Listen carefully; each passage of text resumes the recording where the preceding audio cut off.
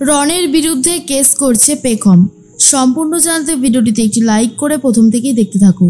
ইচ্ছে করে রন পেখমের বাড়ির সবাইকে ডেকে নিয়ে এসে আরও বেশি করে ঝামেলা করতে থাকে। আর পেখমের মাকে এমনভাবে ভয় দেখিয়ে দেয় যে পেখমের মাও পর্যন্ত পেখমের হয়ে কথা বলতে পারে না। তারপরেই রন তখন বলে, আশা করি এখানে সবাই উপস্থিত আছে আর আপনারা বুঝতে পেরেছেন যে আমি কোনো অন্যায় করিনি।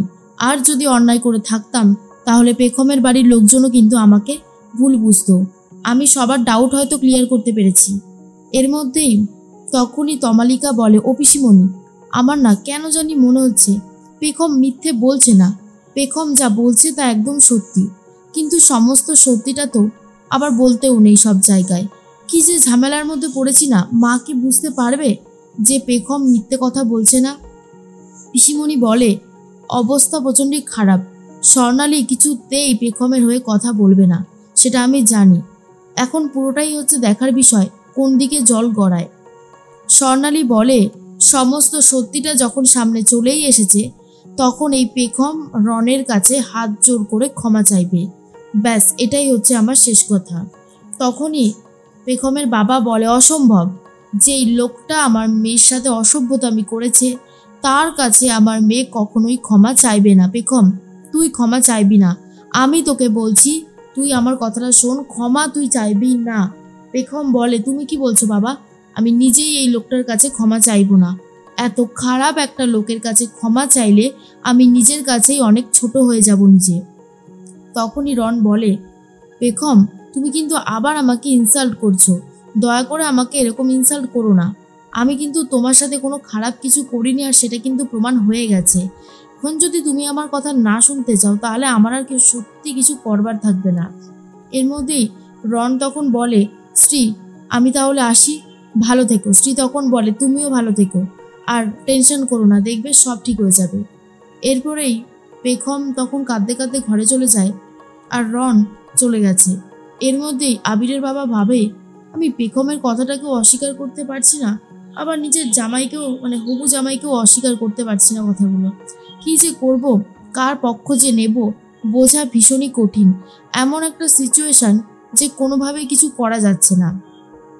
এর মধ্যেই রন মনে মনে ভাবে, যা একটা চাল চেলেছি না, এবারে আর পেখম কোনো স্টেপই নিতে পারবে না। ঘরে গিয়ে পেখম খুবই কান্নাকাটি করতে থাকে। পেখমের কান্না দেখে আবিরেরও কান্না পায়। আবির মনে মনে ভাবে, না, আমি ভেঙে পড়লে তো পেখম আরোই ভেঙে পড়বে। আমাকে ঠিক থাকতেই হবে, যেভাবেই হোক না কেন। এরপরই আবির তখন বলে, এই যে পেখম, তুমি যদি এইভাবে কাঁদতে থাকো তাহলে কিন্তু আমার ভীষণই খারাপ লাগবে। তুমি একদম কাঁদবে না। কেন কাঁদছো তুমি? তোমার কাছে সব কিছু আছে, আমি আছি তো তোমার কাছে। তুমি যদি কাঁদো তাহলে কিন্তু আমি এবার খুব রাগ করব। পেখম বলে, না না আবির, আমি কাঁদবো কেন? তোমার কথা শুনে আমি খুব খুশি হয়েছি জানো। তুমি যে এইভাবে আমাকে সাপোর্ট করছো, আমার পাশে আছো, এটা ভেবেই আমার ভীষণই ভাল লাগে। তাই আমি একদমই কাঁদবো না। তুমি আমার পাশে থাকলে আমার কোনো চিন্তাই হবে না। এরপরে আবিরকে ফোন করে আবিরেরই অফিসের একজন স্টাফ, একজন মেয়ে, আর বলে, আবির, তুমি অফিসে আসছো না? আবির তখন বলে, হ্যাঁ, আমি একটু ব্যস্ত আছি ফ্যামিলির সাথে, পরে কথা বলে নেব, বলেই ফোনটা কেটে দেয়। কিন্তু সেই মেয়ে বান্ধবী বলে, ফোন কেটে দিলে আবির, আমি তোমাকে তো আমার খপ্পর থেকে কোনোভাবেই ছাড়বো না। এই পেখমটাই হয়েছে যত নষ্টের গোড়া। অন্যদিকে সবাই মিলে কথা বলতে থাকে আর সবাই মিলে বলে, এবার আমাদের খেতে টেতে দাও, খুবই খিদে পেয়েছে। স্বর্ণালী তখন বলে, হ্যাঁ হ্যাঁ, বসে পড়ো, সবাই বসে পড়ো, এক্ষুনি আমি খেতে দিয়ে দিচ্ছি। এর মধ্যেই পেখমও চলে এসেছিল। পেখমকে খেতে দেবে না বলে ঠিক করেছে স্বর্ণালী, আর বলে, ও যখন আমার কোনো কথা শোনেইনি তাহলে ও এখানে বসে খাবে না, কোনোভাবেই না। দাদু তখন বলে, বড় বৌমা, এত ঝামেলা করছো কেন, ছেড়ে দাও না। তখনই স্বর্ণালী বলে, না বাবা, ছেড়ে দেওয়ার কোনো প্রশ্নই আসে না, যেটা সত্যি সেটাই বলেছি, কোনোভাবেই ও এই টেবিলে বসে সবার সাথে খাবে না। স্বর্ণালী তখন খুব কান্নাকাটি করে বলতে থাকে, আজকে ওর জন্য আমার হবু জামাইয়ের সাথে আমাদের এত এত ঝামেলা হচ্ছে। এরপরে আবির এসে বলে, ঠিক আছে, পেখম খাবে না তো আমিও খাবো না, আমিও কোনোভাবে এখানে বসে খাবো না, এই বলে দিলাম। পেখম, চলো তো, তুমি আর আমি দুজন মিলে ঘরে বসে খাবো। এর মধ্যেই তখনই স্বর্ণালী বলে, এই মেয়ে সব কিছু তছনছ করে দেবে, আমি খুব ভালো মতন বুঝতে পারছি। আমার হাতে সমস্ত কিছু ছিল আর এখন ও কেড়ে নিয়েছে। অন্যদিকে পেখমের মা বাবা তো বাড়িতে চলে গেছে।